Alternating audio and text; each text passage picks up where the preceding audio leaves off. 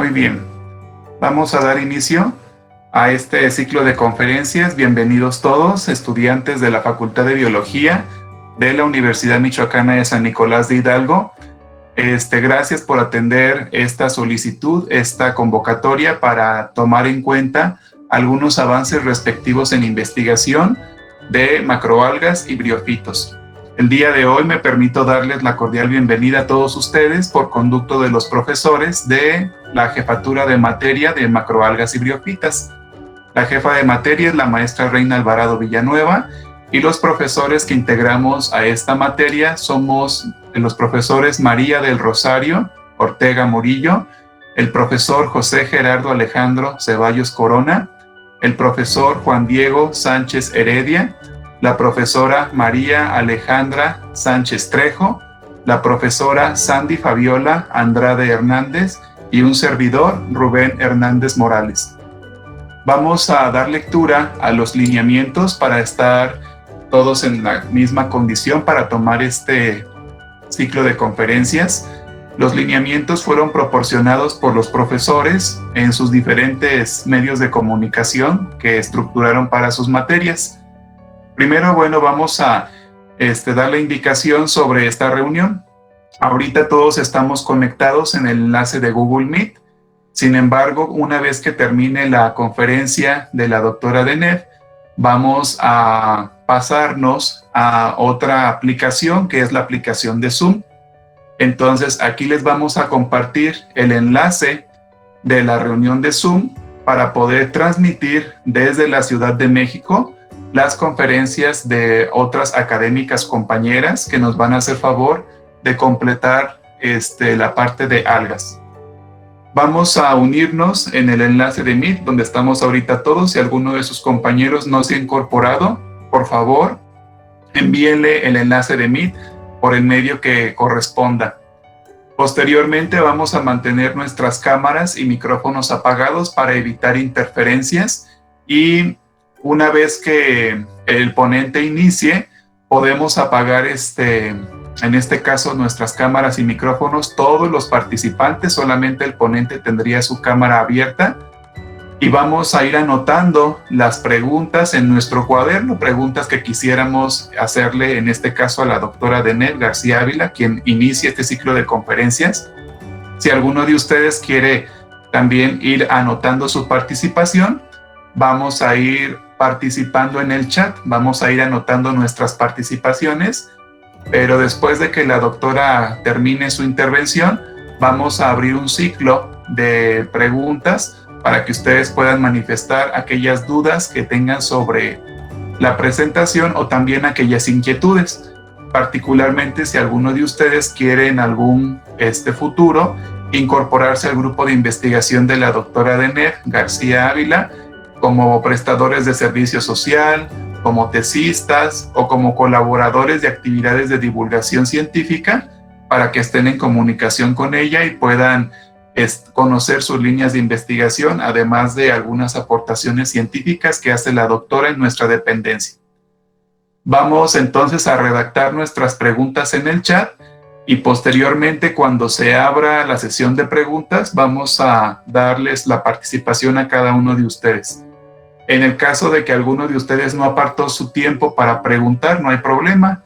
Una vez que se abre el ciclo de preguntas, pues van solicitando su participación en el chat.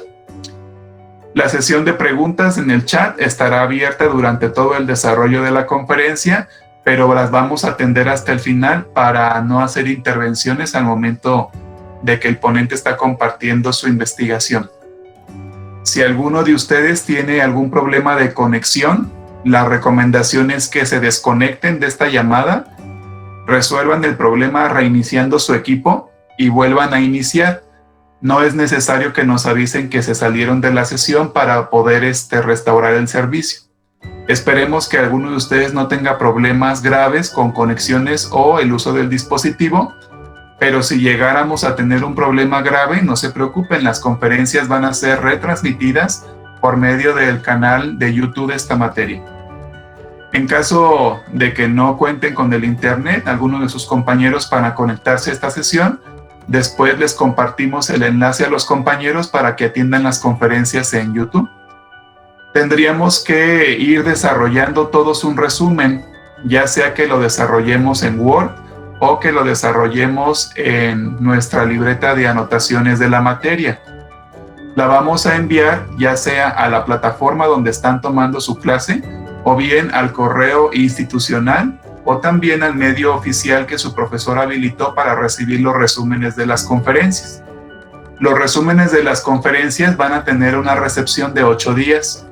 Es decir, si ustedes terminaron su ciclo de conferencias el día de hoy, tendrían hasta el día sábado para enviar sus resúmenes por los diferentes medios que se habilitaron para ello.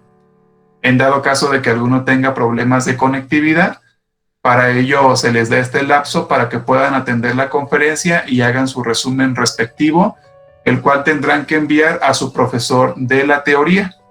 Los profesores que nos acompañan en las actividades de laboratorio, los técnicos académicos, ellos no recibirían las actividades de resumen, ya que los profesores de la teoría son los que los evaluarían para el puntaje respectivo en la materia. El día de hoy vamos a dar la bienvenida a la doctora Deneb García Ávila, quien ya está con nosotros en este momento. Está participando de la conexión de este enlace.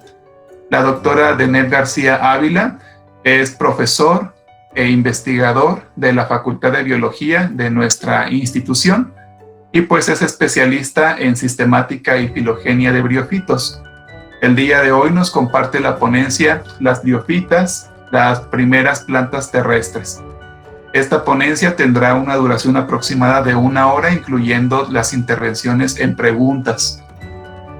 Doctora Deneb, si puede por favor abrir su cámara en lo que la presento con los compañeros. Muchas gracias. Voy a permitirme leer algunos comentarios curriculares de la doctora Deneb. La doctora Deneb tiene como líneas de investigación sistemática filogenética de briófitos. Ha hecho diferentes contribuciones con todos los grupos de briófitos, desde musgos y hepáticas principalmente, aunque ha estudiado con particular interés a los individuos de la familia Tuidiaceae. También ha trabajado algunas cuestiones sobre relaciones hídricas de los briófitos dentro de un marco filogenético y ha efectuado diferentes estudios brioflorísticos de bosques templados del estado de Michoacán, seguido de diferentes técnicas las cuales abordan métodos de alineación en secuencias de ADN. La doctora Deneb ha contribuido a la comunidad científica con algunos aportes. Está un documento que publicó en la revista The Bryologist sobre relaciones filogenéticas de la familia Tuidiaceae para revisar si existe alguna relación monofilética con Tuidiaceae y Leschhiaceae, basados en algunas secuencias de RBCL, así como algunos otros genes. También ha publicado algunos registros nuevos para México, particularmente de la Reserva de la Lacandona en Chiapas, en colaboración con otros compañeros, y ha trabajado también algunos caracteres demostrando homologías en secuencias de ADN con algunas regiones ambiguas y caracteres informativos de algunos individuos de la familia Tuidiaceae. La doctora Deneb obtuvo su grado de doctor en ciencias con su tesis Estudios filogenéticos de la familia Tuidiaceae, y el examen fue llevado o desarrollado en el Instituto de Ecología de Jalapa, en México, siendo miembros de su comité tutoral el doctor Efraín de la Luna, la doctora Ángela Newton, así como el doctor Guillermo Ángeles. La doctora Deneb actualmente está adscrita al herbario de la Facultad de Biología, es curadora de la colección de briófitas en el EBUM y obviamente encargada también del mantenimiento de esta colección. Esta colección actualmente es una colección que está en crecimiento, tiene aproximadamente en el registro disponible 144 ejemplares, de los cuales se reconocen 35 familias Y de ellos, bueno, los colectores que reporta la curadora de esta colección es el doctor Rendowski, la doctora Cárdenas, así como la maestra Gómez Peralta y también contribuciones de la doctora García Ávila.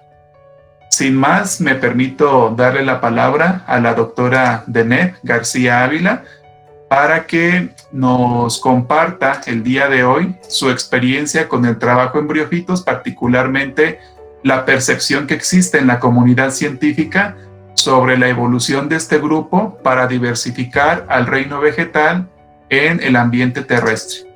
Doctora Denet, bienvenida, muchas gracias por su tiempo, le cedo la palabra. Muchas gracias, Rubén. Bueno, vamos a iniciar.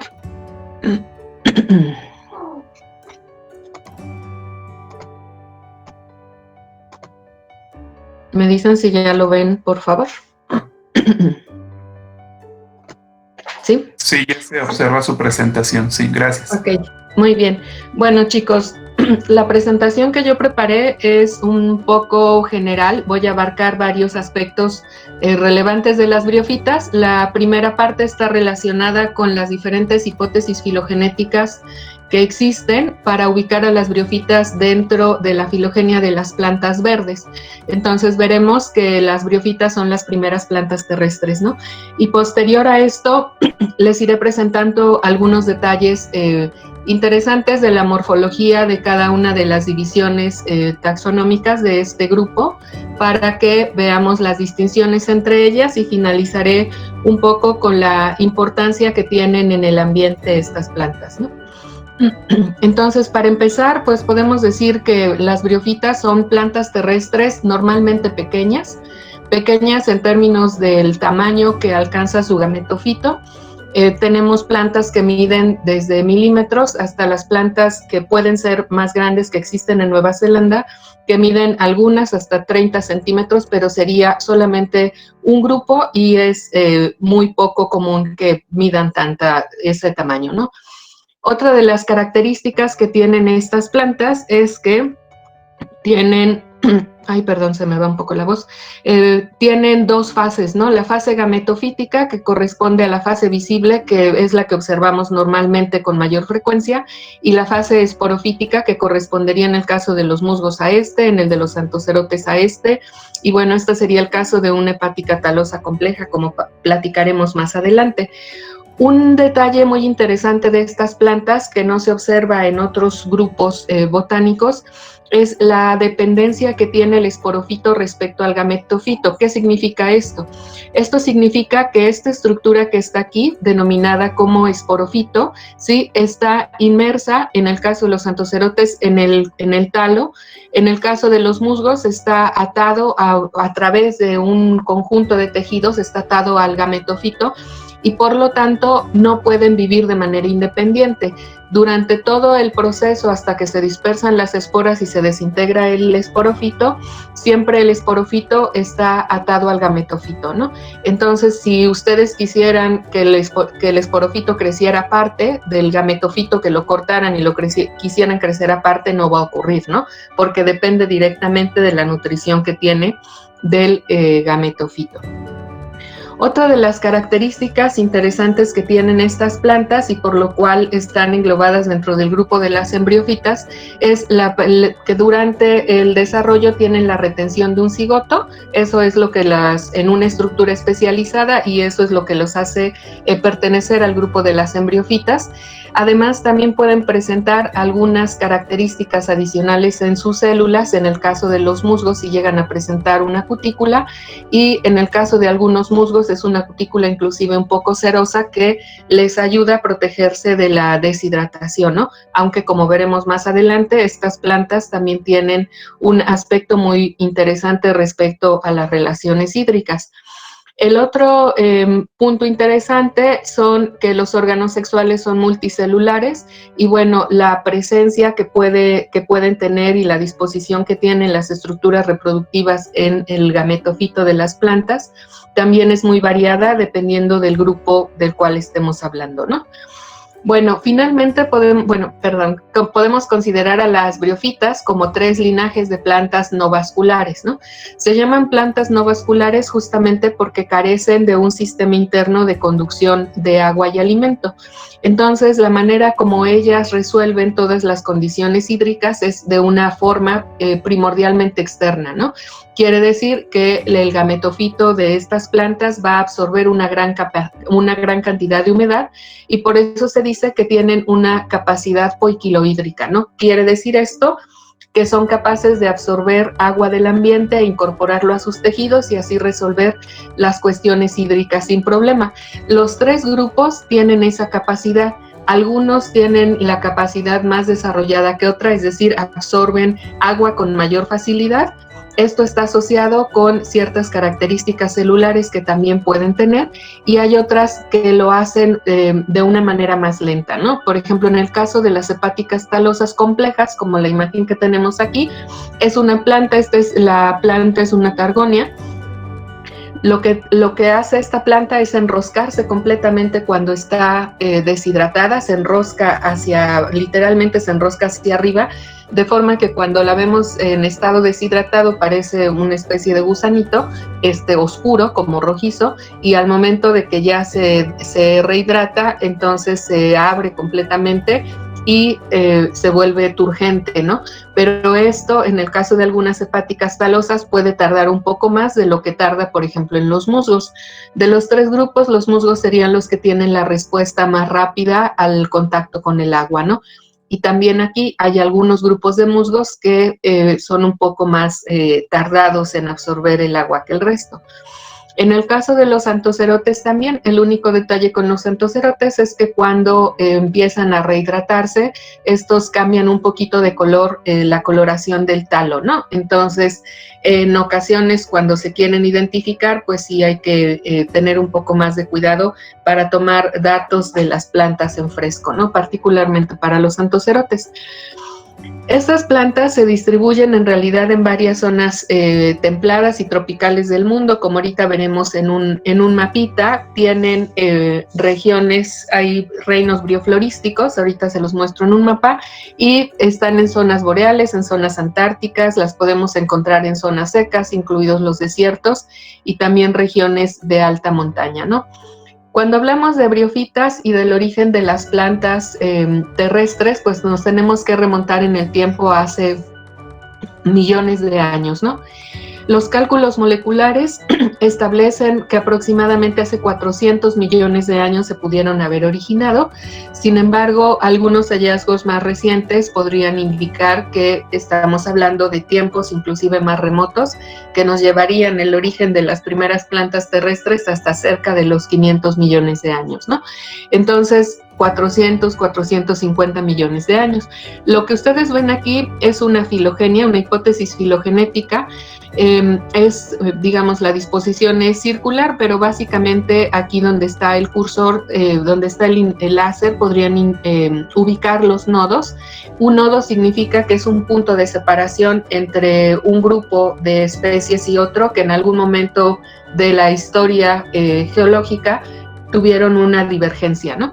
Entonces aquí en esta hipótesis filogenética tenemos al grupo de las hepáticas como un grupo de plantas basales en la filogenia de las plantas. Entonces el grupo hermano que ellos tienen son estos grupitos de aquí de los que les van a hablar más adelante, que son las algas verdes. Entonces, se considera que un conjunto de taxones de las algas verdes serían como los ancestros de las briófitas, ¿no? Entonces, en la actualidad, pues se considera que este grupo de plantas son el grupo hermano, el grupo más cercano de las primeras plantas terrestres. ¿Por qué decimos que las briófitas son las primeras plantas terrestres? Justamente por la posición que tienen aquí en la filogenia, ¿no? Entonces son basales respecto al resto de las plantas terrestres. Aquí lo que tenemos son a las hepáticas, a los musgos, a los entocerotes, todas estas conocidas tradicionalmente como briófitas, y después tenemos al grupo de las plantas vasculares, ¿no? Que empieza con los licopodios, los equisetum, silotum, los helechos y todas las plantas con semillas. Entonces, a nivel mundial tenemos una diversidad importante de estos grupos. En el caso de las briófitas, el grupo más diverso en número de especies son los musgos, con cerca de 12.800 especies. Después seguiría el grupo de las hepáticas, con cerca de 5.000 especies, y el grupo de los antocerotes, con aproximadamente 150 especies, ¿sí? La posición filogenética que tienen las briófitas respecto al resto de las plantas es muy variado, ¿no? Entonces, no se ha podido realmente llegar a un consenso. Hay hipótesis que se consideran más soportadas que otras.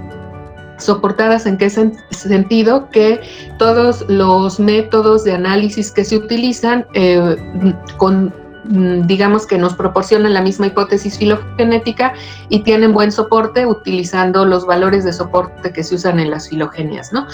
Entonces, aquí tenemos, por ejemplo, estas fueron de las primeras hipótesis, que también la posición que tienen ciertos grupos como grupos hermanos va a depender de las características que se estén analizando, ¿no? Entonces, se han hecho filogenias utilizando datos únicamente de las características ultraestructurales de los antoceroides, que serían la célula masculina en el caso de las briófitas, también y retribuyendo, bueno, esta hipótesis filogenética, ¿no? Donde están los musgos y los antocerotes como grupo hermano, y aquí como grupo hermano los musgos, ¿no? En otra hipótesis filogenética, donde tenemos análisis de morfología, pues están los musgos y las hepáticas, pero estos tienen como grupo hermano a las traqueofitas y después a los antocerotes, ¿no? Entonces, cada una de estas tiene una posición distinta respecto a el resto de los grupos de plantas terrestres. Ajá. La imagen que está acá es una hipótesis, digamos, es una de las más recientes, en donde se sugiere que el grupo de las hepáticas y de los musgos debería referirse como cetafita. Estas tres imágenes que ustedes ven aquí serían las hipótesis posibles que se obtuvieron después de analizar un conjunto de datos, particularmente datos moleculares, incluyendo ya datos genómicos, pero que no tienen un soporte significativo, ¿no? Sin embargo, los autores lo presentan justamente para mostrar que aún se tienen muchas dudas respecto a la posición filogenética que tienen las briófitas, ¿no? Entonces, aquí tenemos, por ejemplo, que las hepáticas están en la base, los musgos y los antocerotes como grupo hermano de las traqueofitas. Esta fue una de las hipótesis que se ha manejado durante bastante tiempo, y muchos autores están a favor de que esta sería la hipótesis. En el trabajo que ellos realizan, dicen que no tiene suficiente soporte, y lo que les sale con datos soportados sería la hipótesis filogenética, en donde están los musgos y las hepáticas como grupo hermano, que sería en este caso musgos y hepáticas como grupo hermano, y aquí también musgos hepáticas como grupo hermano. Y entonces ellos sugieren que esta hipótesis, el hecho de que ellos estén como grupos hermanos, debería ahora considerarse el grupo como cetafita, ¿no? Desafortunadamente, esta propuesta todavía no tiene mucho eco entre la comunidad briológica, dado que solamente está basado en caracteres moleculares. Entonces hay ciertas características morfológicas que no terminan de convencer a los briólogos, ¿no? Como para aceptar esta hipótesis filogenética. Entonces, bueno, actualmente se está trabajando en tratar de aportar más datos para tener una hipótesis filogenética pues más confiable, ¿no? Entonces, lo que nosotros vemos es que la posición de los musgos en cuanto a la relación que tienen entre sí ha sido una cuestión de debate constante. Sin embargo, lo que sí es claro es que tenemos 3 linajes y que estos son basales en la filogenia de las plantas terrestres, ¿no? Entonces, si nosotros vemos la historia de cuando empezaron a hacer esta transición hacia la tierra, lo que se conoce como la transición agua-tierra, pues significa que las briófitas debieron adquirir un conjunto de características que les permitieran vivir en ambientes terrestres, ¿no? Una de las cosas interesantes de las briófitas es la relación que tienen con el agua, ¿no? Es decir, aunque son plantas terrestres, todas dependen de una manera muy importante del agua disponible en el ambiente para llevar a cabo diversas funciones. Una de las funciones importantes para las que requieren el agua es la función reproductiva. Entonces, para que las briófitas puedan tener un proceso reproductivo es necesario que haya una película de agua para que el anterozoide pueda desplazarse con mayor facilidad hacia donde está la célula femenina y poderla fecundar, ¿no? Entonces, bueno, esa es una de las características.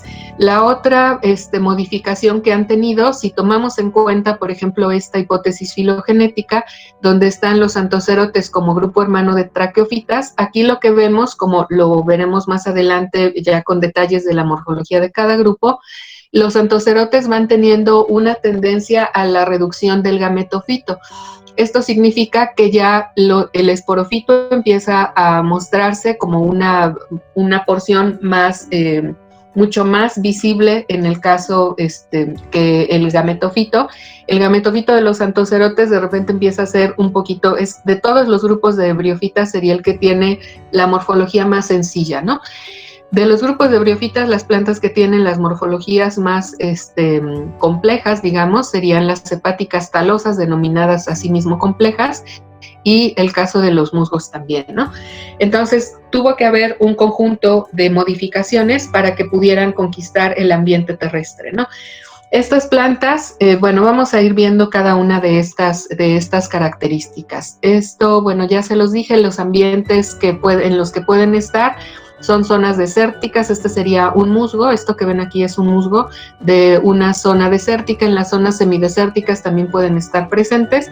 También puede haber musgos acuáticos o aquellos que están flotando, como el caso del sphagnum, que tiene una sustancia denominada esfagnol y, bueno, permite formar estos sitios de turberas. Este musgo crece flotando literalmente, ¿no? Entonces, bueno, en el caso de la resistencia que estas tienen, pues podemos decir que son plantas muy tolerantes, ¿no? Están tolerando como los extremos de la temperatura. Podemos encontrar plantas en zonas completamente heladas, cubiertas de hielo, pero también encontramos musgos en las manifestaciones termales, ¿no?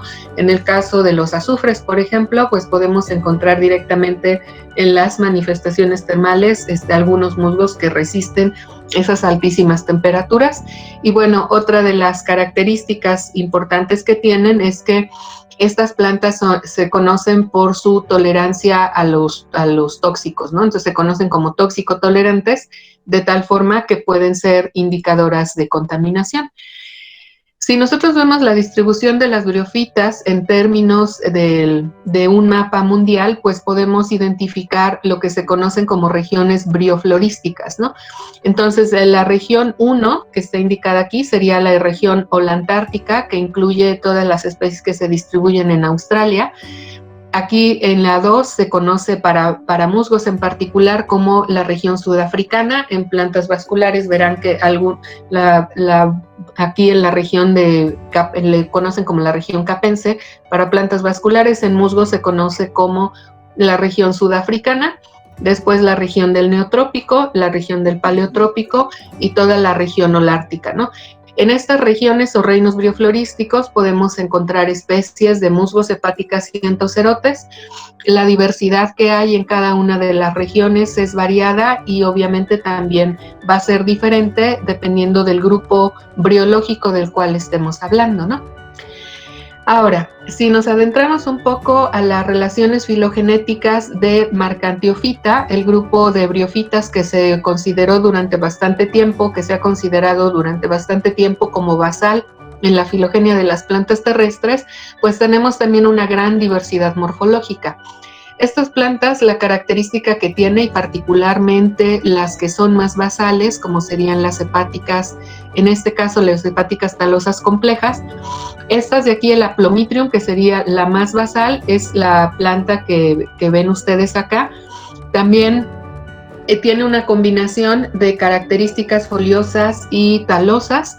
Entonces está distribuida solamente en regiones asiáticas.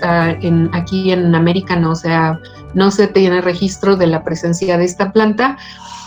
Pero bueno, la parte interesante que les comentaba es la dependencia que tienen a la humedad, ¿no? En el caso de estas plantas, de Marchantia y de otras, están asociadas directamente a sitios de alta humedad.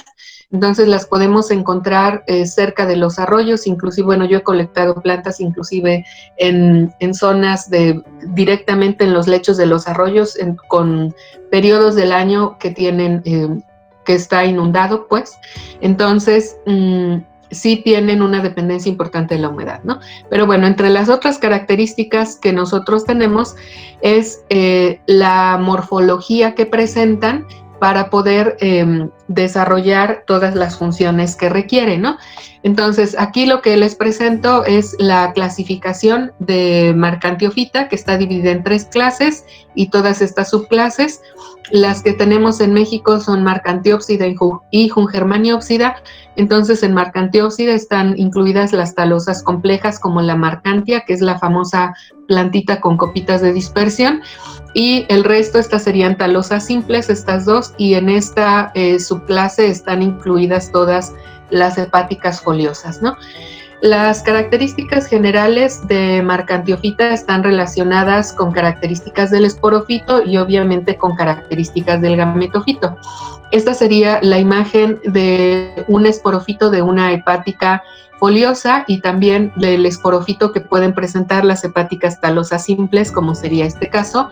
Como ustedes observan, la seta es translúcida y las cápsulas se abren en 4 valvas, ¿no? Así se vería el esporofito de una hepática foliosa, ¿sí? Que está rodeada por una estructura que se conoce como perianto. Entonces, en este caso, la cápsula todo el esporofito está inmerso en el gametofito y no sobresale, ¿no? En el caso de algunas especies de hepáticas talosas, este también es el perianto, la seta, la cápsula. Tenemos toda esta región de aquí, sería el gametofito, lo que observan aquí se conoce como línea media. Entonces, en el caso de algunas plantas, se ha hipotetizado que esa línea media les permite tener un movimiento interno del agua con mayor facilidad, ¿no? Entonces, no es lo equivalente a un gilema ni a un floema, porque no tiene ese desarrollo de vascularización. Simplemente lo que se observa cuando se hace un corte transversal es un conjunto de celulitas ligeramente más pequeñas que el resto, en el caso de las talosas simples, pero no se presenta en todas las especies o todos los grupos de talosas simples, ¿no? En el caso de las hepáticas no hay estomas. Veremos más adelante que los musgos y los antocerotes sí presentan estomas y los presentan en la cápsula, ¿no? Y bueno, los antocerotes a lo largo de todo el esporofito. Entonces la cápsula del esporofito en este caso no tiene ninguna estructura interna conocida como columela. Y una cosa muy relevante de las Marchantiophytas son la presencia de estas estructuras que parecen como resortitos, se conocen como elateres, y estas estructuras de aquí que son las esporas, ¿no?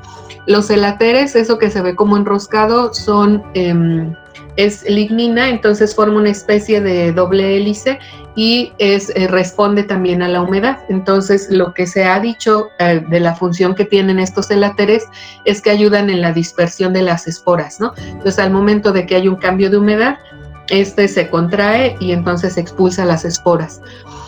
La imagen que ustedes observan acá es el esporofito de una hepática talosa compleja. Entonces, esto que está aquí sería el tejido del carpóforo, o lo que sería el sombrerito que se observa en las hepáticas talosas complejas. Este sería el pie, la seta, y todo esto de acá sería la cápsula. Al interior de la cápsula se abre por una dehiscencia irregular, y al interior de la cápsula están las esporas y los elateres. La variación que tiene la morfología de las hepáticas es muy variada. Podemos encontrar hepáticas talosas, como sería el caso de las que están dentro de la clase Jungermaniopsida, que serían como talosas simples, pero tienen ciertas características como de De foliosas, esta sería una talosa simple también, y bueno, las llamadas oficialmente foliosas, que serían estas, se llaman así justamente por tener la presencia de estructuras de estas hojitas, ¿no? Que en los textos también las refieren como filidios, pero las podemos denominar hojas, y así nos referimos los briólogos también a ellas, ¿no? Bueno, la estructura que ustedes observan aquí es otra hojita ventral que tienen las hepáticas, no todas las hepáticas lo tienen, pero algunas sí lo presentan, se conoce como anfigastrio. En el caso de las talosas complejas, que están englobadas dentro de Marcantiopsida, de la clase Marcantiopsida, tenemos que se llaman así justamente porque las estructuras que tienen están muy desarrolladas, ¿no? Esto que ustedes observan aquí son rizoides, lo que está aquí son los talos, entonces las talosas complejas realmente sí pueden atarse, no todas las especies lo hacen con la misma intensidad, pero sí pueden atarse al sustrato, crecen sobre suelo, en zonas ligeramente inundadas a veces, se atan al sustrato con los rizoides, ¿no? En el caso de estas estructuras que se conocen como arquegonióforos, son en donde se desarrollan los esporofitos, ¿sí? Entonces esto ya se elongó y aquí abajo de esta estructura es donde están ubicados los esporofitos. Bueno, entonces dentro de las talosas complejas podemos identificar dos grupos de plantas, o sea, sí hay dimorfismo. Podemos encontrar plantas que son femeninas y plantas que son masculinas. La manera como identificamos en el caso de las talosas complejas eso, no todas las especies lo tienen, debo aclarar. En el caso del género Marcantia esto es muy frecuente. Se puede observar el femenino porque los lóbulos del carpocéfalo son más abundantes y están más separados, mientras que en el masculino no. Y la manera, si en el campo no es tan fácil de ubicar, normalmente la femenina es la que tiene las copas de dispersión y al momento de hacer las disecciones en el laboratorio, pues entonces se podrían observar los arquegonios. Estos son los arquegonios que se encuentran abajo. Este es un aumento, digamos, de cada uno de estos lobulitos. Entonces, abajo de esos lobulitos, entre cada uno de los lóbulos hay arquegonios, y lo que ocurre en el caso de la mayoría de las briófitas es que aunque existan muchos arquegonios, el arquegonio sería la estructura femenina que contiene a la ovocélula. Entonces, aunque existan muchos arquegonios en una planta, solamente un arquegonio es el que resulta, el que resulta fertilizado, ¿sí? Y en algunas ocasiones, aunque pueda ocurrir el proceso de fertilización y se forme un cigoto, se ha visto que en el caso de las briófitas, en muchos grupos de briófitas, la aborción de los esporofitos es muy frecuente, ¿no? Entonces no todos llegan a desarrollarse realmente como esporofitos complejos que forman esporas, ¿no? Bueno, ok, entonces en el caso de las plantas masculinas, pues nosotros tenemos también esta estructura que se conoce como anteridio. Al interior del anteridio están los anterozoides, ¿ah? Ajá. Entonces, en el caso de las hepáticas talosas complejas y del género Marcantia, se ubica como en saquitos, ¿no? Entonces está en regiones ubicadas abajo también de este carpocéfalo. Entonces, bueno, esto ya se los dije, la estructura esta, la femenina se conoce como arquegonióforo y la estructura masculina se conoce como anteridióforo. Entonces, anteridióforo es todo esto, ¿no? Todo la estructura que porta a los anteridios, y el arquegonióforo es la estructura que porta a los arquegonios. Ajá. Muy bien. Entonces, en el caso, como siempre hay variaciones, les mostré un caso en donde hay dimorfismo en las plantas, ¿no? Pero también tenemos casos, como sería el de Asterella, que no hay ese dimorfismo. Entonces, en ocasiones es muy difícil distinguir entre la planta que es femenina y la masculina, y la única manera como se hace es a través de una disección. En el caso de las plantas de otras hepáticas talosas complejas, tenemos esta, que es la Targonia hipófila. Esta no tiene arquegonióforo, pero tiene esta estructura que ustedes observan aquí, que está en la parte apical ventral del talo, es un involucro. Este involucro se abre en dos, es una valvita básicamente, y lo que hay en el interior es justamente las esporas, ¿no? Y están rodeadas con una pequeña membranita. Entonces, esta sería el caso de plantas que tienen estructuras diferentes, pero también son estructuras especializadas para aportar a los arquegonios. En el caso de Targonia, la planta masculina es a veces una hojita adicional que está pegada un talo más bien adicional que está pegada a la planta femenina, ¿no? No siempre se encuentra. Ok, entonces, bueno, las talosas complejas, otra de las cosas que tienen, fíjense, todas estas características estructurales que les voy a mencionar ahorita, pues les ayudan también a lidiar con estos asuntos que las plantas vasculares tienen que lidiar con otras estructuras, ¿no? En el caso del talo de las marcantiofitas no tenemos estomas, entonces tienen que hacer el intercambio gaseoso de alguna forma, ¿no? En el caso de estas plantas en particular, tenemos poros en el talo, cámaras de aire, y bueno, estas serían las dos importantes para realizar las funciones que les dije. Entonces, los poros están básicamente en el talo, sobre el talo de las plantas talosas complejas, y las cámaras de aire son estas estructuras que se ven como huequitos. En ocasiones, las cámaras de aire son comunicadas al exterior a través del poro. Es decir, que si nosotros vemos un poro, deberíamos encontrar abajo de ese poro una cámara de aire. Sin embargo, no siempre ocurre así, ¿no? Ok, entonces tenemos aquí estas estructuras, pero además también tienen otras que les permiten absorber la humedad del ambiente, ¿no? Sería el caso de las escamas, que tienen muchas hepáticas, tienen un conjunto de escamas en la parte ventral. Entonces, la morfología de esas escamas ayuda en la taxonomía, pero bueno, para resolver asuntos hídricos, pues también les ayudan a absorber un poco más de humedad, ¿no? Y la otra cosa que tienen estas hepáticas, en particular las talosas complejas, es que presentan rizoides, y los rizoides pueden ser de dos tipos, ¿no? Rizoides rugosos, como sería el caso de y rizoides hialinos. Ambos están presentes en la parte ventral del talo de las hepáticas talosas complejas. Ahora, si hablamos un poquito de los mecanismos de dispersión, que serían estrategias que le han permitido a las briofitas ser exitosas durante todo este tiempo, desde hace 400 millones de años a la fecha, pues se han diversificado y se han mantenido en nuestro planeta, ¿no? Entonces, para lograr ser exitosas, pues deben tener diversos mecanismos de propagación. Uno de estos mecanismos de propagación es básicamente lo que se conoce como propagación vegetativa. El otro mecanismo sería la propagación resultado de la reproducción sexual, que son esas estructuras que se conocen como esporas, ¿no?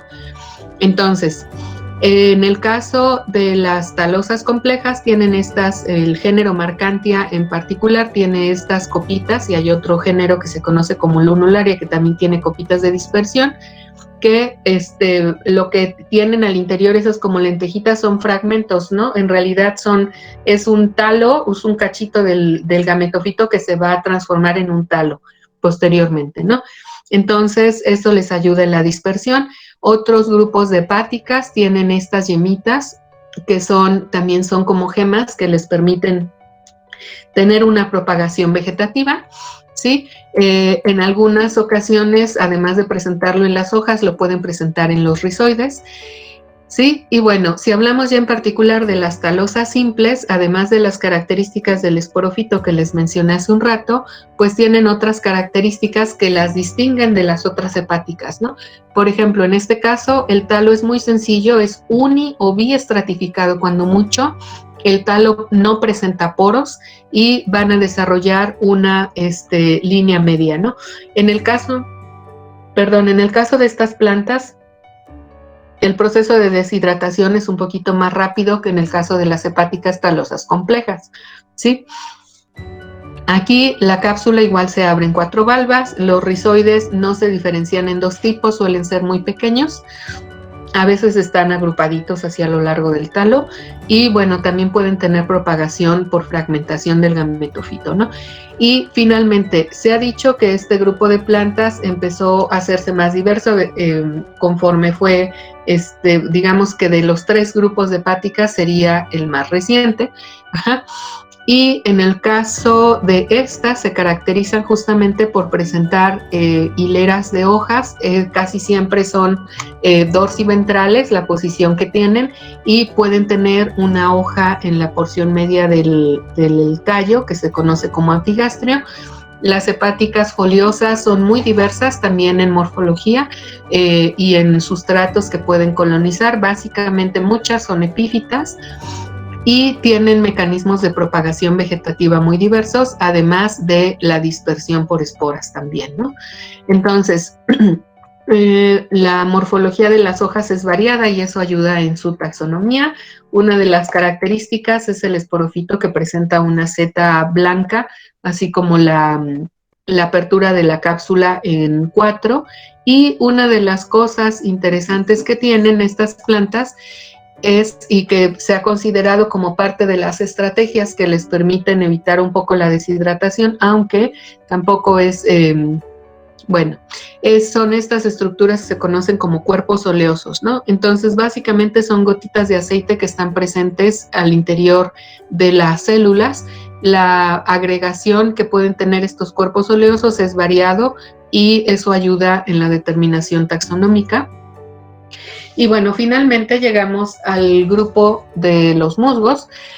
Este grupo es de los más diversos de briofitas, ¿sí? Entonces, a nivel mundial, pues son cerca de 13,000 especies. Hay algunos autores que son un poquito más precisos y dicen que tenemos 12,800 especies de musgos descritas a nivel mundial. Sin embargo, pues conforme va pasando el tiempo y se van estudiando algunos otros lugares del planeta en donde no se habían explorado o no se habían realizado estudios en musgos, pues van saliendo también algunas nuevas especies, ¿no? Entonces, en el caso de los musgos tenemos una morfología interesante que está asociada en variaciones en el esporofito, ¿no? Entonces, los musgos ya tienen una morfología diferente tanto en el gametofito como en el esporofito. Dentro de los musgos tenemos esporofitos de diversos tipos. Esporofitos como el del Sphagnum, que es este de aquí, que nada más tiene un opérculo, que básicamente es una tapita que cubre la cápsula, y este musgo tiene un mecanismo de dispersión de esporas explosivo, ¿no? Entonces, en las zonas de turberas se ha referido inclusive que se escucha como si fueran balazos por el momento de que todos los musgos del género Sphagnum están dispersando las esporas. ¿Cómo es que dispersan las esporas? El mecanismo también, como son poiquilohídricas todas estas plantas, entonces al momento de que hay un cambio de humedad, se deshidrata, se rehidrata, o sea, detecta el cambio de humedad y entonces se rompe, ¿no? La cápsula, en este caso como un mecanismo explosivo, en el caso del Sphagnum. Pero tenemos otro musgo, como es el género Tachyckia, que tiene una dehiscencia, se parte como a la mitad en forma de espiral la cápsula y entonces así libera las esporas. En el caso de esta planta, que esta Tachyckia es asiática, no se tiene reportado para el continente americano ni para algún otro continente. En el caso del clado de Andrea, estas plantas son alpinas normalmente, son plantas muy pequeñitas y tienen una cápsula que está unida en la punta y al momento son 4 valvas también, pero no se abren estas valvas como la de las hepáticas foliosas, sino que lo único que hacen es igual cuando detectan un cambio de humedad, estas se contraen y luego se vuelven a estirar y durante ese proceso es cuando liberan las esporas, ¿no? Entonces, posteriormente ya tenemos el conjunto de musgos que se conoce como musgos peristomados. Eso significa que van a tener una estructura especializada conocida como peristoma, que son unos dientitos que le permite liberar las esporas, ¿no? Entonces tienen un mecanismo distinto de liberación de las esporas. Bueno, al igual como en el resto de las hipótesis filogenéticas que les he mostrado, hay variación en la posición de diferentes grupos en este caso de musgos, ¿no? Entonces lo que está mostrado aquí son las hipótesis que se han realizado respecto a la posición que tienen las diferentes clases u órdenes de musgos, ¿no? Muy bien, entonces la clasificación de estos musgos está sintetizada aquí. Estas son todas las clases que se conocen, las subclases y los órdenes que existen, y esta taxonomía se va modificando conforme se van realizando análisis moleculares y filogenéticos para este grupo de musgos, ¿no? El ciclo de vida, en el caso tanto de las hepáticas como de los musgos y de los antocerotes, es otra de las características que tuvieron que modificar, digamos, las plantas para poder adecuarse al ambiente terrestre. Digamos, es parte de las modificaciones evolutivas que han existido. En este caso tenemos un ciclo de vida con alternancia de generaciones. Las hepáticas también lo tienen, los antocerotes también lo tienen, ¿sí? Eso significa que van a pasar por una fase haploide y una fase diploide, ¿sí? Como les comentaba al inicio de la sesión, el esporofito siempre está atado al gametofito, ¿no? Entonces el gametofito normalmente es haploide, ¿no? O sea, el gametofito es haploide, aquí lo tenemos. ¿Por dónde podemos empezar? Bueno, supongamos empezamos aquí, se dispersan las esporas, estas esporas tienen una carga genética N, caen al sustrato, se forma el protonema, que sería la fase inicial del desarrollo del gametofito. Dependiendo de la información genética que traiga esta espora, es lo que va a generar una planta femenina o una planta masculina. Si es una planta masculina, entonces va a generar anteridios. En el interior de sus anteridios van a estar los anterozoides. Si es una planta femenina, entonces va a producir arquegonios, y al interior de esos arquegonios va a estar la ovocélula. Cuando ocurre la fertilización, esto ocurre gracias a un proceso de movimiento del anterozoide asociado con una película de agua que le permite llegar a donde está la ovocélula. Si hablamos de plantas que son dioicas, es decir, que están separadas y se distingue con claridad la femenina de la masculina y están separadas físicamente, entonces normalmente la distancia que puede viajar el anterozoide es variado, pero sí se ha visto que puede transportarse varios centímetros, ¿no?, de distancia para llegar hacia donde está la ovocélula. Si la planta fuera monoica, es decir, que tiene el anterozoide, bueno, el arquegonio y el anteridio en la misma planta, pues solamente varía la posición de la región femenina respecto a la masculina y ocurre la fertilización, ¿no? Bueno, entonces si se forma el cigoto, este cigoto se va a desarrollar y este es lo que va a dar origen al esporofito. Entonces, cuando ustedes ven una planta con esporofito, ya sea hepática, musgo o antocerote, primero, están viendo la planta femenina, quiere decir que ahí estaba el arquegonio, y segundo, si está presente y desarrollado ya el esporofito, significa que esa planta ya pasó por una fase de reproducción sexual. Al interior de la cápsula, ¿sí?, que esto ya sería la carga 2N. Al interior de la cápsula lo que tenemos son las esporas, y dependiendo del grupo briológico del cual estemos hablando, pues es la morfología de la cápsula. En este caso, los musgos tienen esta estructura aquí que se conoce como columela. Después van a tener en los musgos peristomados esta estructura que se conoce como peristoma, el opérculo y la caliptra. La caliptra básicamente es la protección que mantuvo el arquegonio durante todo el desarrollo, entonces sería una reminiscencia todavía, ¿no? Algunas veces la caliptra se cae y ya no es posible observarla cuando ven ustedes el esporofito en el campo, pero hay algunas especies de musgos que mantienen la caliptra, y de hecho la morfología de la misma sirve para la determinación taxonómica, ¿no? Entonces, bueno, esto ya se los platiqué.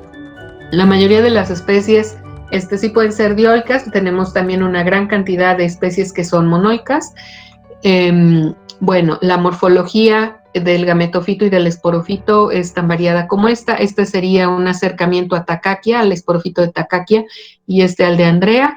En el caso de musgos de la familia Polytrichaceae, como sería el que está aquí, el esporofito tiene otra característica distintiva, que es la presencia de esta como telita que cubre la región donde están las esporas. Entonces esa se conoce como diafragma, ¿no? Que es una capita adicional que tiene de protección. Muy bien. Bueno, esto ya se los platiqué y solamente hay otra cosa importante a considerar en el caso de los musgos, que es la posición que tiene el esporofito respecto al gametofito. Si el esporofito se ubica en la parte apical del gametofito, entonces estamos hablando de un musgo acrocárpico. Pero si se encuentra en una posición lateral, una característica, una forma muy sencilla de identificar un musgo pleurocárpico es ubicar el tallo central, como sería este es un musgo del género Tuidium. Entonces ubican el tallo principal y aquí en el tallo principal normalmente se desarrolla el esporofito. Entonces, como no está en la punta del gametofito, sino que está aquí en una parte lateral, entonces pues se conoce como pleurocárpico. Bueno, la morfología de las hojas también es muy relevante para la taxonomía de las plantas y una de las cosas interesantes que tiene, les voy a mencionar dos, que está relacionada con estas estrategias que tuvieron que desarrollar para tolerar la deshidratación estando en un ambiente terrestre. Una de esas es la forma como se enroscan las hojas de los musgos en el tallo, ¿no? Entonces ustedes notarán, o seguramente lo han visto cuando van al campo, que los musgos cuando están deshidratados están como completamente enroscaditos, pero cuando están en contacto con el agua se desenroscan y entonces se vuelven turgentes, ¿no? Esa estrategia de enroscarse sobre sí mismos mientras están deshidratados les permite justamente evitar la deshidratación en exceso. Aunque las briofitas sí son tolerantes a la deshidratación y pueden pasar periodos de tiempo muy prolongados con baja cantidad de humedad, pues también tienen estrategias para mantener todavía cierta humedad en sus tejidos con la finalidad de mantener sus funciones, ¿no? Cuando una planta, una briofita está deshidratada, no está muerta. Básicamente lo que está haciendo es está disminuyendo sus funciones al mínimo, ¿no? Entonces todos sus procesos fisiológicos están ocurriendo, pero en una tasa muy bajita. La otra estrategia que pueden tener algunos es esta es la costa, ¿no? Que sería como la línea media del musgo. Si ustedes notan, esta costa se prolonga fuera del margen de la hoja. Estos ápices suelen ser hialinos, ¿sí? Y lo que le sirven al musguito, porque cuando se deshidrata, lo único que queda así como expuesto es ese ápice hialino, y entonces también por ahí es por donde capturan el agua de las gotas de rocío, el agua de la lluvia, etcétera, ¿no? Entonces, sobre todo, les permite tener, ¿no? Es decir, un punto adicional de captación de humedad, ¿no? Entonces, esas son dos cosas interesantes que tienen los musgos. Y hay algunos grupos, hay dos grupos que tienen lamela. Sería el caso de las Polytrichaceae y algunas Pothiaceae. Las Pothiaceae, esta imagen que tengo aquí es de una Polytrichaceae. Pero en el caso de las Pothiaceae, los grupos que llegan a presentar lamela son plantas que viven en los desiertos o en zonas semidesérticas. Entonces, la hipótesis para eso es que estas estructuras de aquí también les ayudan a capturar una mayor humedad y además como también hacen fotosíntesis, entonces eso también les proporciona como una superficie mayor para capturar el sol y realizar la fotosíntesis, ¿no? En el caso de las Polytrichaceae, este es un corte transversal de la hoja, pero si nosotros vemos la hoja así de frente, digamos, como oscurecimiento que se observa en la costa, que se ven como hileritas de células, esas son las lamelas, ¿no? O sea, al momento de que hacemos el corte transversal de la hoja, se observan estas estructuras y bueno, toda la variación en estas estructuras ayuda a la determinación taxonómica de las plantas. Bueno, los márgenes y las papilas es otra de las características que se ha hipotetizado que es muy útil para permitirle a las plantas mantener la humedad al interior de las células, ¿no? Entonces, nosotros podemos ver en el caso de los musgos, estas como bolitas que se ven aquí, Esas son papilas, básicamente es una protuberancia que tiene, ¿no? Eso se puede observar, como en el caso del género Tuidium, se puede observar aquí en el microscopio, cuando hacen una preparación en el microscopio compuesto, se observan un conjunto de piquitos que están sobre las células, esos piquitos se conocen como papilas, ¿no? Y la otra cosa que tienen diferente y que también les podría ayudar, o sea, hipotetizado por lo menos, que les puede ayudar a capturar y a mantener un poquito más de humedad en los tejidos, son las células diferenciadas de la base de las hojas. En la imagen que tengo aquí no se nota mucho, pero hay musgos que estas células se conocen como células alares, son inclusive más grandes y parecen globitos, entonces suelen ser hialinas, y lo que han visto algunos autores, esto también les permite tener una superficie adicional para mantener el agua, ¿no? Entonces, cuando hablamos hace un ratito, les hablé de anteridios y de arquegonios, ¿no? En esquemas nada más. Si nosotros disectamos las plantas, esta es la morfología que podemos encontrar. Es muy variado, ¿no? O sea, este es uno de los tipos de anteridios que se puede encontrar. Pueden ser más anchos, más largos, etcétera, pero siempre son como saquitos. En el caso de los arquegonios es como una botellita, ¿sí? Esta tiene un canalito y a través de aquí es por donde entra el anterozoide hasta llegar a la ovocélula, que está básicamente en la parte central, ¿no? Del arquegonio.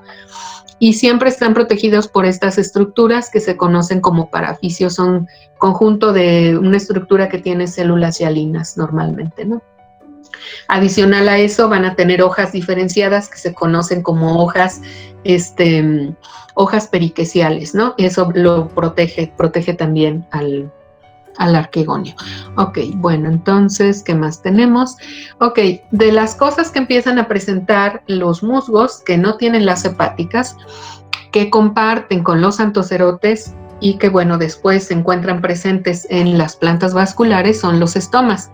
Aquí hay un punto importante a considerar. Los estomas, en el caso de los musgos y de los anthocerotes, se encuentran en el esporofito.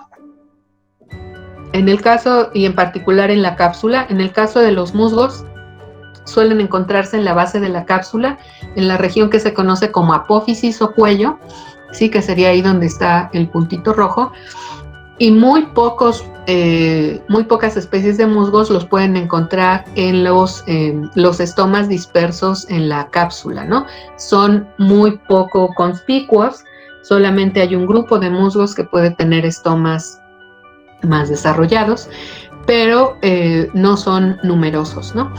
Muy bien, entonces, ¿por qué hago la mención con las plantas vasculares? Es importante mencionar, en el caso de las plantas vasculares, como serían desde los helechos, los pinos y las plantas con flor, por mencionar 3 ejemplos representativos de plantas vasculares, esos, lo que observamos en las plantas vasculares ya es la fase esporofítica.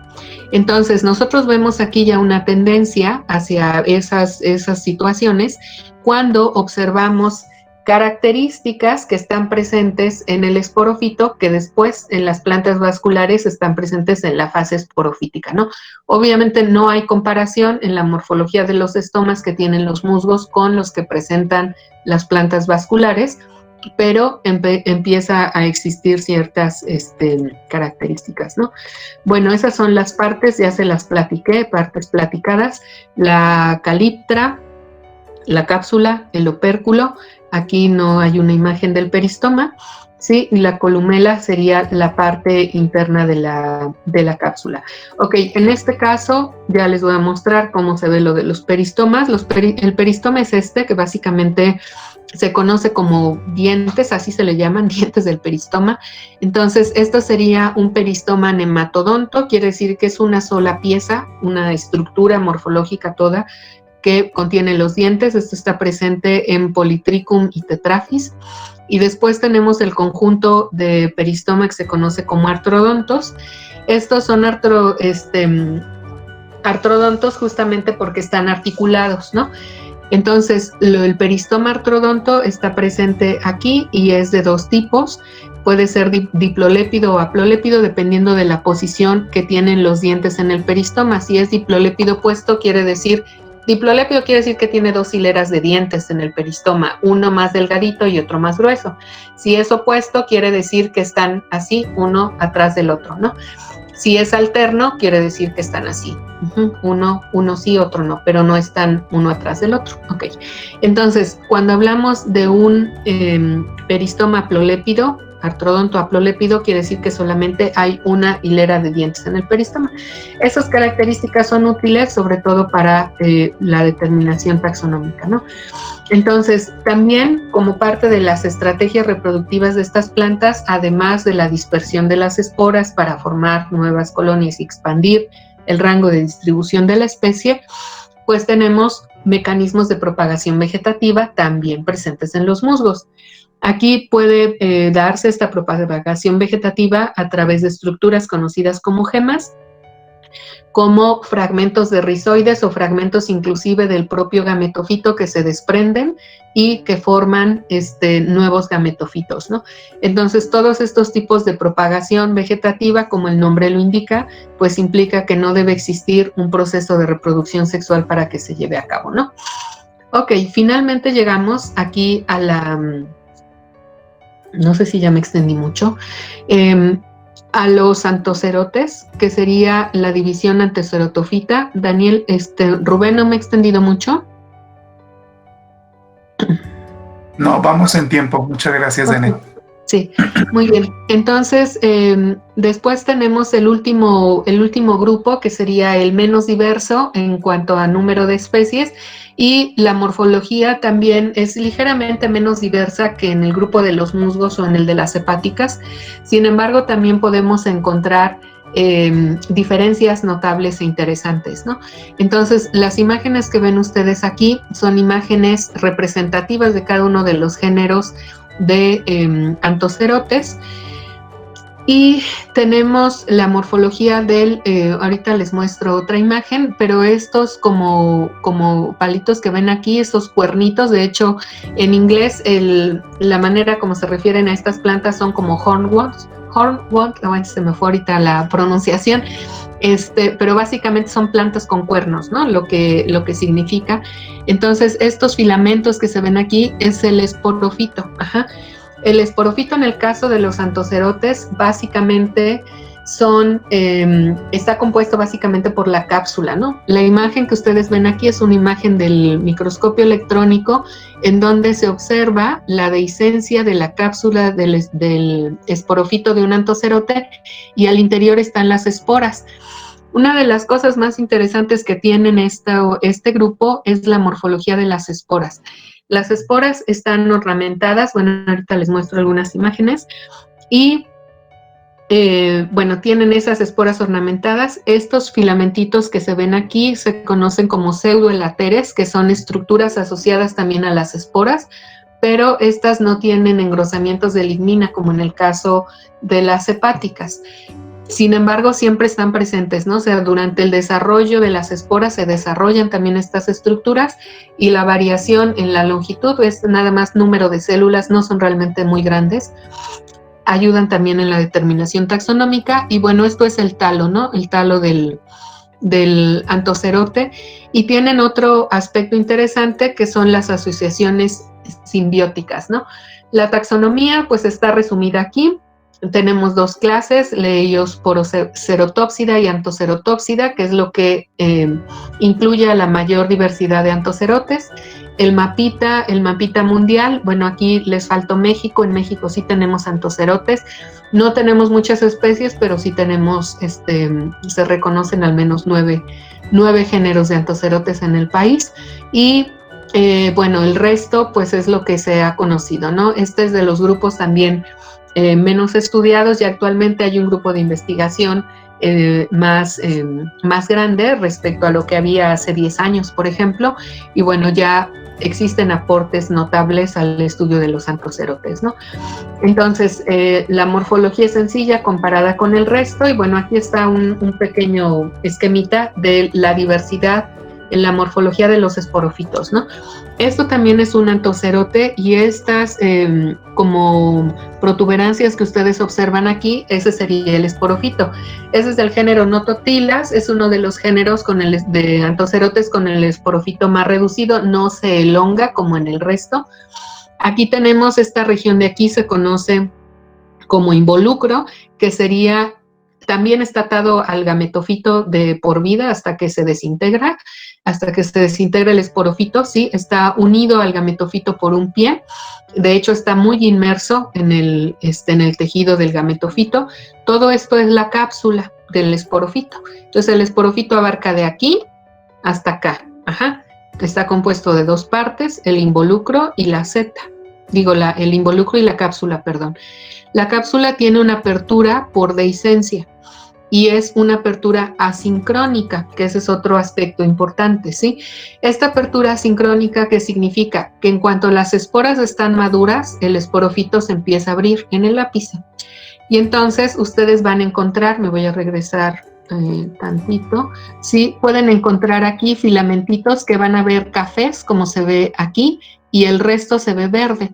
Eso justamente significa que lo que está café es porque ya dispersó las esporas, ya maduró, y lo que está verde es porque todavía están las esporas madurando, ¿no? Entonces, cuando encontramos el esporofito de un antocerote que ya tiene los filamentitos completamente abiertos, quiere decir que ya dispersó las esporas, ¿no? Y va a ser muy raro que encontremos alguna espora ahí. Probablemente sí, si buscamos bien en la pared de la cápsula, ¿no? Ok, entonces, la otra cosa interesante que tienen estas plantas es que ya presentan estomas más numerosos, ¿sí? A todo lo largo de la cápsula, todo esto de aquí está lleno de estomas, todo está lleno de estomas. Y la otra cosa es que los estomas ya son más visibles. De hecho, se toma la morfología de los estomas y la densidad de los estomas, o sea, cuántos hay, qué tan numerosos son, como parte de las características importantes para la determinación taxonómica. Esta es la morfología de los estomas, como se observa. Después tenemos también, cuando hacemos un corte transversal de la cápsula, ya un tejido un poquito más diferenciado, que también tiene una columela, que es como un tejido esponjoso que se encuentra en el centro de la cápsula. Está presente esa columela también en los musgos, de forma que cuando se hace un corte transversal de la cápsula se puede distinguir con claridad ese tejido bastante esponjoso, y en el interior pues están obviamente las esporas, ¿no? Y la otra cosa muy bonita de este grupo es la ornamentación de las esporas. Esto de que ven ustedes aquí son esporas de antocerotes vistas al microscopio electrónico. Entonces lo que se ve aquí es la marca conocida como la marca trilete. En algunas ocasiones se puede observar inclusive ligeramente separada cada una de las regiones de la espora, pero no es así en todas las plantas. Después podemos tener dos vistas, ¿no? La parte distal, la parte apical, y en esa también la morfología puede variar. Pueden tener papilas ahí sobre la espora, y justamente toda esta ornamentación es la que se ha utilizado para la determinación taxonómica de las plantas, ¿no? Pero tenemos otros detalles todavía adicionales que mencionar sobre estas plantas. Bueno, una es que son plantas talosas, ¿sí? El gametofito es ese ya lo vimos. Normalmente es una roseta lo que distingue el crecimiento de un antocerote. Si lo comparamos con el crecimiento de una hepática, las hepáticas difícilmente forman esas rosetas tan enroscadas como lo hacen los antocerotes. Después, los anteridios y los arquegonios están embebidos en el talo. Entonces, en el caso de los anteridios, que son los masculinos, son estos saquitos que ustedes observan aquí, están embebidos, están literalmente inmersos en el talo en una estructura que se conocen como cámaras anteridiales, ¿sí?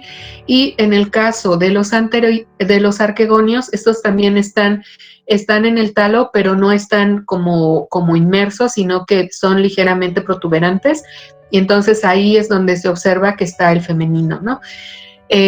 El número de anteridios por cámara anteridial se utiliza como carácter taxonómico para algunas especies. Y tenemos otro detalle que es la asociación simbiótica con cianobacterias del género Nosto.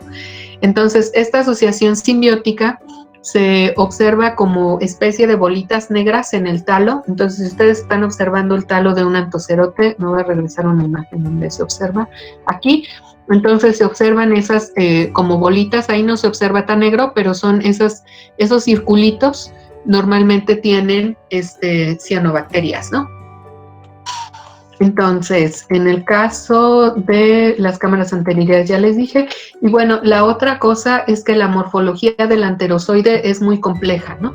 Entonces, en particular en el caso de los 3 grupos de briofitas, es muy compleja, de hecho se han hecho filogenias utilizando nada más características de los anterozoides y bueno, resulta también interesante ver la morfología de todas estas células, ¿no? También adicional a estas cavidades pueden tener otras cavidades que solamente tienen mucílago, que no contienen cianobacterias ni nada, solamente es mucílago y están presentes ahí, ¿no?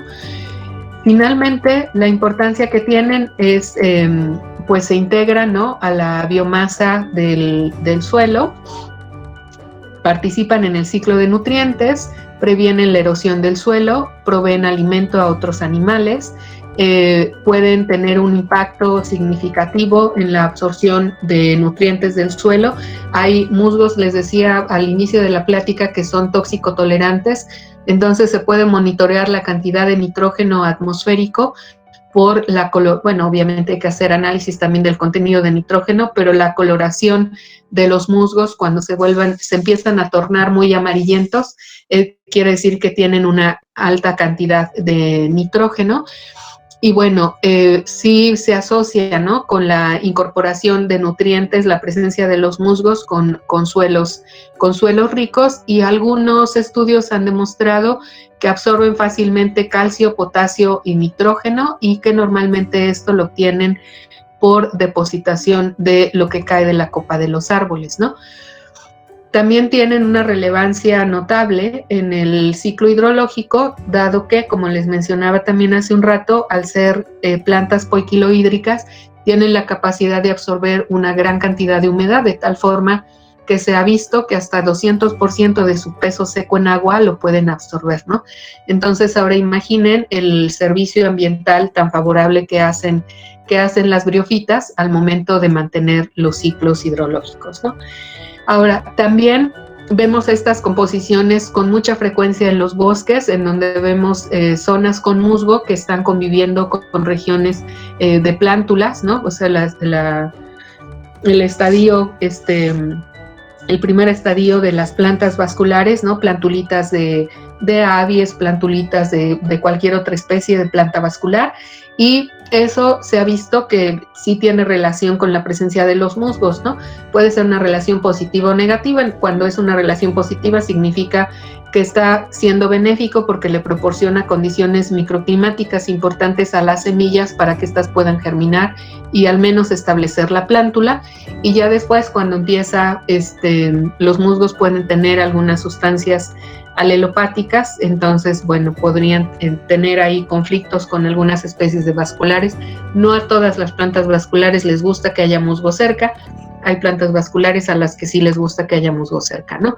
Y bueno, finalmente también como parte importante de los bosques de nuestro planeta, pues proporcionan otro servicio que es el brindarle caza a otros organismos, como sería en el caso de los anfibios en particular.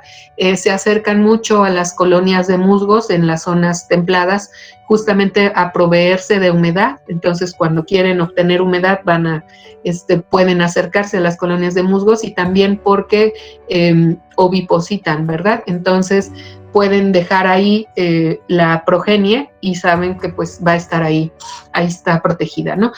También cuando observamos al microscopio las briofitas, vamos a encontrar fauna microscópica, como seguramente ustedes lo notarán a lo largo del tiempo, cuando se tomen, cuando podamos, ¿verdad?, volver a estar frente a un microscopio y observar nuestras muestras, entonces pues podemos ver tardígrados, rotíferos. Los rotíferos son como lo más frecuente, por lo menos en los musgos. Los tardígrados también son muchísimo más pequeñitos, más difíciles de ver, pero sí se encuentran. Y bueno, otra fauna asociada a las colonias de briofitas pues son todos los artrópodos, inclusive algunos caracoles, ¿no? También. Entonces tenemos ácaros, arañas como los opiliones y algunos otros que suelen vivir ahí. De hecho, hay algunas especies, al parecer como este acarito rojo, que suele ser específico de ciertos grupos de musgos, ¿no? Y bueno, eso sería todo. Muchas gracias por la invitación y por la atención. Si tienen dudas, con mucho gusto las respondo. Muchas gracias, doctora Denet. Estamos cerca del tiempo, chicos, para la siguiente conferencia. Me voy a permitir resumir las preguntas a solamente una intervención. En las intervenciones hay algunos conceptos que obviamente van a poder revisar con amplitud con sus profesores de la materia, pero por aquí hay una que quizá pueda ser interesante escuchar la respuesta de la doctora. Ajá. Hay conceptos, bueno, hialino, poiquilohídrico, que pueden revisar con sus profesores, pero por aquí nos hacen una pregunta de que si se ha observado el beneficio que presenta la asociación de algunas cianoprocariotas cuando forman asociaciones con, en este caso, el grupo de los antoceros. Ajá, sí, lo que se ha visto es esa situación de fijación de nitrógeno también. Perdón. Muy bien. Ajá, y sí. Ajá, sería... Ay, no sé, se escucha como un eco, ¿verdad? Ajá, sería de fijación de nitrógeno, ¿no? Básicamente lo que sí se ha reportado. Aquí estoy viendo el chat y me preguntan la diferencia entre una briofita acuática de un alga. Sí, es la morfología del gametofito. Ajá, entonces igual como decía el profesor Rubén, o sea, en el caso de una briofita acuática, por ejemplo del género Fontinalis, van a observar las hojas y al momento de que observan las hojas de los musgos y el tallo de los mismos, van a encontrar las diferencias notorias, ¿no? Pero eso yo estoy segura que sus profesores se los podrían platicar también con algún esquema. Es muy fácil distinguirlo, ¿no? O sea, la morfología del gametofito te ayuda completamente. Las briofitas acuáticas son de agua dulce, no se han encontrado briofitas en el mar. Y en México, las selvas serían para hepáticas foliosas, por ejemplo, y los bosques templados de pino encino para los musgos y los antocerotes y hepáticas talosas. Esos serían como los sitios con mucha humedad, ¿no? Serían los importantes. Ajá. No sé, Rubén, si tengamos tiempo de más preguntas o... En este momento ya no tendríamos porque tenemos ya la otra plática. Yo les invito a los estudiantes a que en algún momento puedan enviarle un mensaje a la doctora Denet. No sé si nos pudiera ir en este chat tu correo electrónico en el cual atiendes a los estudiantes, particularmente por si alguno de ustedes quiere participar en las actividades del herbario, dentro de la de briofitos, o bien en talleres de divulgación científica con este grupo. Primero, muy importante para la diversificación vegetal en la tierra, y segundo, porque es la pauta para hacer todos los cambios posibles en la evolución de lo que después denominamos las traqueotas. Muy bien, doctora Denet, sin más, me permito agradecerle primero su tiempo. Sabemos que en este momento, al estar al frente de la Secretaría Académica de nuestra facultad, pues el tiempo es muy valioso porque hay muchísimos procesos que derivan de su presencia y de su atención, y también porque sabemos que la actividad científica que desarrolla pues la tiene ocupada. Entonces agradecemos en verdad el espacio que se hizo para esta agenda, y en cuanto recibamos el certificado de la dirección de la Facultad de Biología, se lo haremos llegar, su certificado de participación como ponente sobre este ciclo de conferencias de macroalgas y briofitos. Muchas gracias, estamos pendientes de entregarte el certificado de participación, y a los chicos pues les exhortamos a que se puedan comunicar con la doctora Denet al correo Denet info@umich.mx para poder establecer contacto con la doctora y fortalecer al grupo de briófitos en la Facultad de Biología. Muchas gracias, Denef. Muchas gracias. Gracias, chicos. Un gusto estar con ustedes. Hasta luego.